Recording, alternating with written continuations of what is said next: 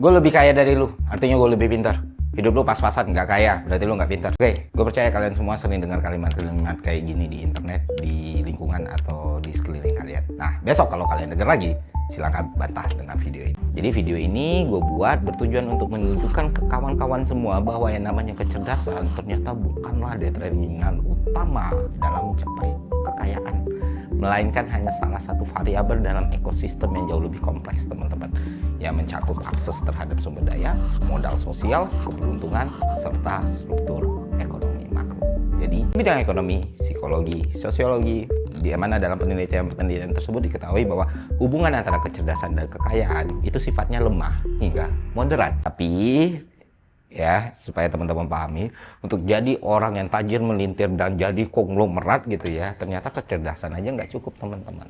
Makanya kecerdasan dan kekayaan itu nggak linear, teman-teman.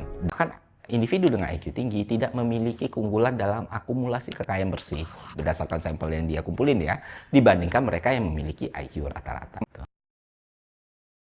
Nah, yang harus kita pahami, teman-teman, nah, kekayaan itu beda dengan pendapatan. Jadi ini dijelasin sama Thomas Piketty juga, yang menunjukkan bahwa ketika pengembalian modal atau R itu lebih tinggi dari pertumbuhan ekonomi, maka kekayaan akan terkonsentrasi pada pemilik modal. Jadi itu, teman-teman, akses terhadap pendidikan berkualitas, jaringan sosial, serta institusi yang mendukung mobilitas ekonomi, itu perannya jauh lebih besar dibandingkan kemampuan kognitif seseorang. Gitu. Jadi bahkan Lucino bisa bilang keberuntungan itu punya faktor yang lebih besar daripada kecerdasan.